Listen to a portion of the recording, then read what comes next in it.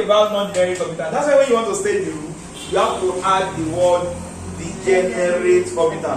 Now, when filling electrons into the degenerate orbital, electrons go in singly before pairing commences. So, when I got here, what did I do? Did I put 1, 1? I put all the 2 away. Why? It's an s orbital, a non-degenerate orbital. What about when I got here? I put all the 2 away now. Yes. Why? It's a non-degenerate orbital. Well, when I got here, what did I do? If I put the 2 here, the whole house will collapse. Because immediately you give one wife 1, and you give the second wife 1, the third wife too will sit down and wait that own God that will soon come and give me. But if you pass all the 2 and you give this wife, then they don't say, you have given that one 1, you have given this one, you've not given 2 of us, then you can scatter your house. So in order to prevent all those problems, just give them 1, 1, 1. If it's not repeat, you don't start paying anymore. Is that okay? Is that very okay? So that's what they call unsule of maximum multiplicity. So according to all those rules, when all the rules are obeyed, there's one other rule. I hope you honor that. They call it Pauline's exclusive principle. So what Pauline is just telling us is that we must be able to recognize who we are looking for. We must be able to recognize who we are looking for. Imagine you are looking for me and you get here, and there must be 2 people that will stay in this room. And after you are looking for me from US, let's say you are not even looking for me from Nigeria. You know, I told you I came from all those places, the same place as all those people. If you look at the nature of their clothes, it's like this. They have plenty hair. They might wear glasses, we might not know. Maybe all those Abraham, all those Jesus and the likes.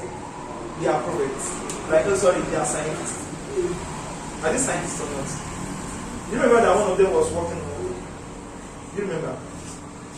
Do you know the kind of shoe that you wear? You don't know. The shoe is like a cork. It's like a cork. That shoe is like a cork. And you know the kind of clothes he wears. Imagine you fold a paper and you throw it. Then you now spread that paper and you throw it. Which one will be able to travel fast? The one you fold that. So that if you want something to sink in water, if you spread it very well, will it sink or will it float? It will float because of something they call density, right? And surface area to affect that, like volume. So what the man did was that he spread out his hand and he was putting on a kind of big float. So the breeze there will be lifting him, it will not let him fall fast. And the kind of cork he was wearing too, water will be pushing it up. But then he brought another man up to the water too. And that one was amazed and he told him, spread your hand too. That one was not amazed that, wow, peace of mind, I'm moving on water. Do you know what happened? Spicy. Because the guy reduced his volume. Instead of him to spread his hand so that the breeze will be blowing the 2 of them, the guy just started sinking. Can you do it? Definitely. Wow. That's what our sheep are doing today. Our sheep are very heavy. How come they can flow on water? You just obey Archimedes' principle. Yes. Okay, how come somebody can stay on ship? Ship can carry this house. This house is even too small. Like they can carry the whole of this house and put it in a single ship and it will be going. Because they have already shaped it so that it will be able to push out a particular amount of water that is equal to its own weight. How do you float in water too? You know that you can also float in water. But if you stand, you will not float. When do you float? When you try to spread your body on water. So that you'll be able to push out some amount of water. Imagine you can now put on something like that coat that Jesus was wearing that day, and then you're able to spread it out. And breeze can easily blow you. Then you become very, very light and you float. Then if somebody have told you that aeroplanes will fly, will you believe? Imagine you are 400 years away from now. Nobody will believe. So just trust whatever I'm telling you. So now, as one of those family that just came, I told you about Unsuru Labi. Then I told you about Paulines. So let's say they are looking for me from, let's say from heaven. They are coming to locate me. Maybe they are bringing blessing or they are bringing something. They are coming to take you. No, not yet. Not yet. I don't know. Not yet. Go and check. So let's assume that you are coming. Okay, let's assume they are coming from there. The first place they will advise them to go to is where? Africa. Earth. The planet is planet Earth. After planet Earth, where else will they go to? They will advise them to go to where else? To go to the where? Continent Africa. Then which country? Nigeria. Which state? Oyo State. Which local government? Akinyele. And then, so by the time you now get there, the person you are looking for, when you now get to this room, who exactly will you pick? There are two. One consul is now saying that all those addresses should not be the same for any two elements. For any two electrons, sorry. So that was why the Gamma said, no two sets of electrons in an atom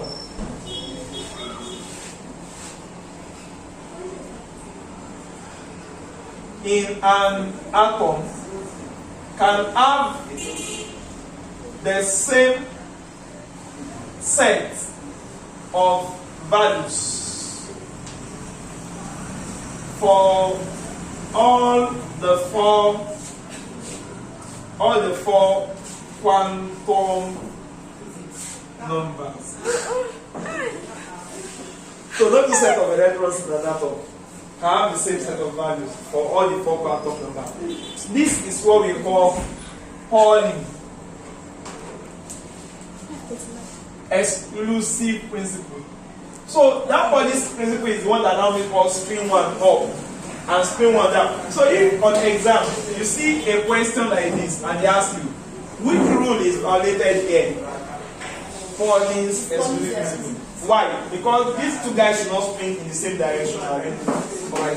So let's go away from that one. Let's now talk about our real actual one. So yeah, we want to look at the reason of these orbitals that we call hybridization. Carbon is able to do 3-4D hybridization. What do we mean by that hybridization? See this with me. Energy of this guy is K shell. This guy is K shell. L shell. What about this one? Why do we call them L? They are 2 and 2 are the same shell. You know, yeah, that means that the K shell is having how many electrons together? What about the L shell? How many they have all together? 4. They have 4 all together. Just like normal 2, 4. Can you remember? If I use shell notation. So, yeah, the electrons that can mix during hybridization, they are only electrons that are coming from the same shell. So this guy can never mix with them. It's only these two guys that can mix. So how can they mix? What are the possibilities that we have? If you look at the house, imagine somebody have 1, somebody have how many? 3 rooms. Have you? How many of these rooms are going to mix? We have 2 electrons. This one is an s orbital, 2 s. Why this one is a what? 2p. This one have 2 and this one have 2. How many electrons do they have all together? 4. They are 4. If this orbital, the one room here from S, mix with all these 3 that we have in P, what we're going to say is that the 4 can stay like this. Remember now that we already have the same, like orbitals that have like equivalent energy. So all these 4 will now look as if they are all the same, like they are degenerate together. That's why we now have to feel singly before PM. So if that's true, then what as means how many room from S orbital? 1. What about from P orbital? 3. 3. So we now have something they call sp3 hybridization. So in this kind of carbon, this is how the electrons will be distributed. 1, 1, 1, 1. Each of them can now form sharing with another element. Maybe another hydrogen will come and stay here and they will share. Another hydrogen here they will share. Then they will continue sharing like that. And that means if one hydrogen come here and they share, and then they share. So what we have is now going to be something of this type. And this is how we arrive at the people that we call what them?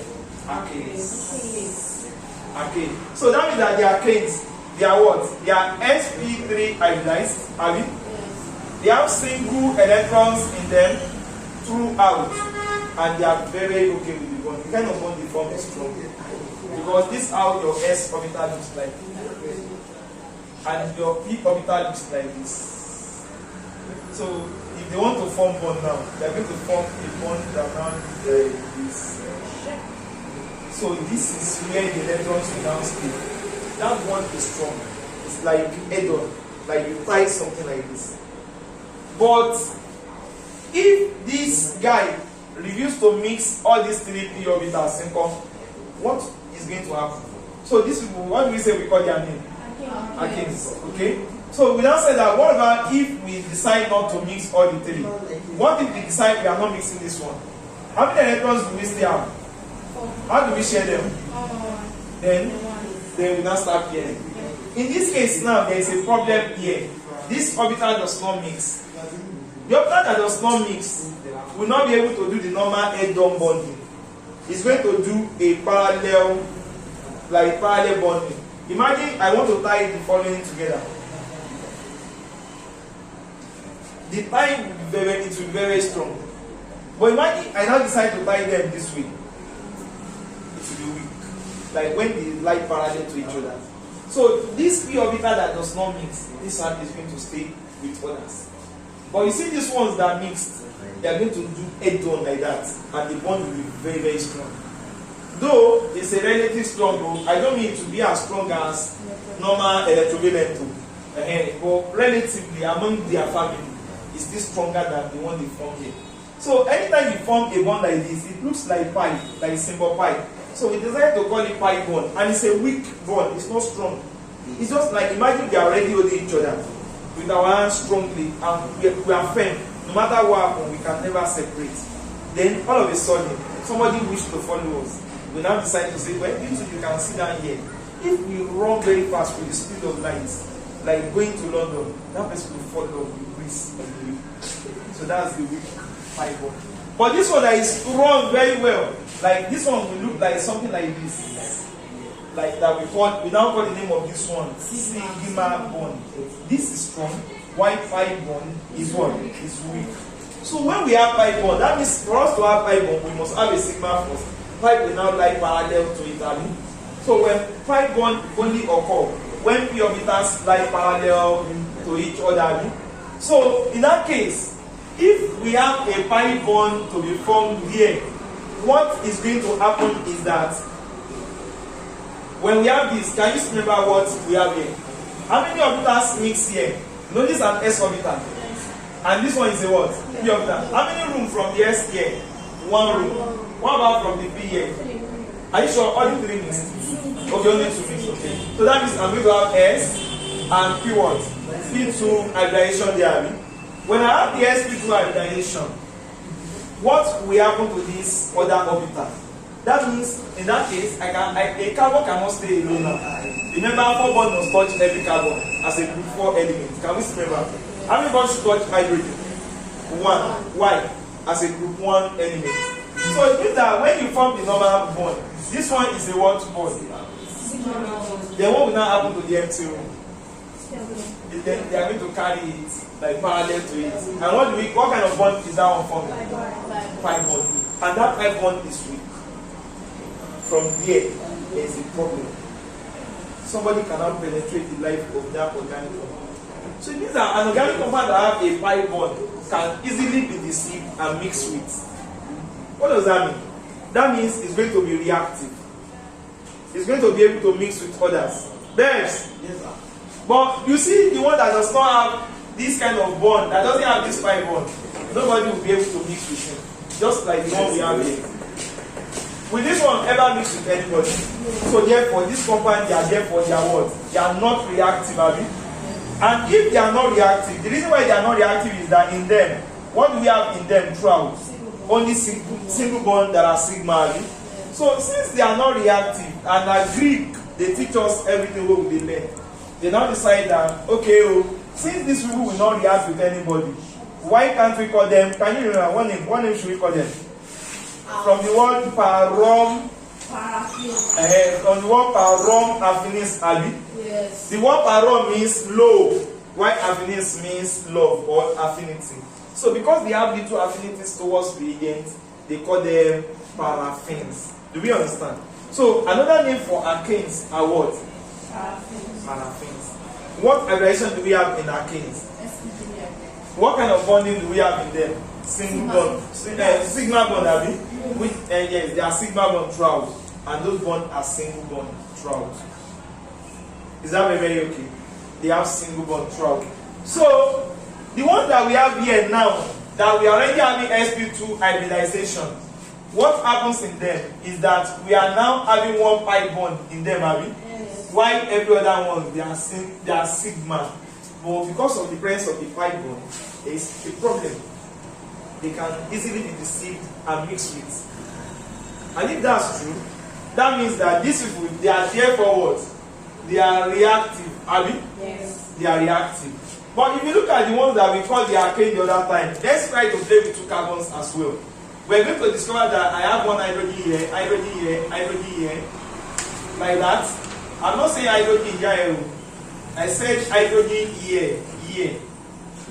Somebody can say, when it's a hydrogen here.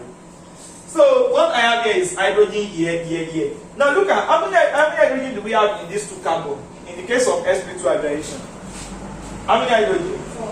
What about in the case of sp3 hybridization? 6. That means that this one is already filled up, but this one is not filled up. The one that is filled up, imagine I've occupied all the 100 space here. I now need to chase, I now need to bring, I now see a very fine girl I want to bring to this class. Tell me what you think I should do. The next thing I'll chase them away and then put a girl there. What will you call that one? I remove one, I put another one. And just like yesterday, they remove Ronaldo and put another guy. Let that guy enter like this. That guy just do everybody in Ghana. Just mistakenly go and score for Ghana. Go and score for Ghana. That's how they score. Yes, they don't score. So what we are saying is that the alkane, what kind of reaction do you think they will do like that?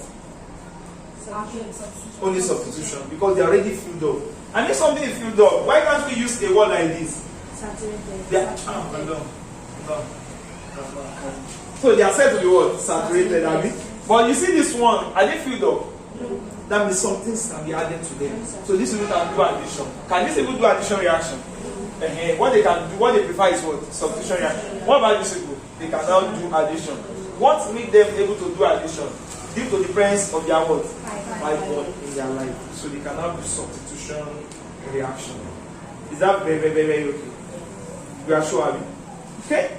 So these are the two hybridization that we have already seen. But you can see that the way we got that hybridization was because we refused to mix one of the rooms, Abby. And that room that we refused to mix now form a what kind of bond? What kind of bond does that room now form? It's the one that results into is the pi out of the double. Yes, it brought double, but it's the pi here. So is that pi? So that means that if I try to use another hybridization now, let's try another possible hybridization. Okay, we got these people a general name too. Sorry, what name do you call them? Alkanes, Abby. The alkanes, they have double bond.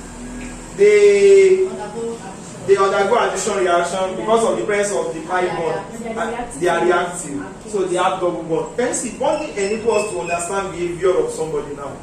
Okay, so let's look at another possibility again that we have. Remember, we are not considering the inner shell. We are only looking at the outer one. I assume that I've forgotten 1s2. How many electrons do we still say we have?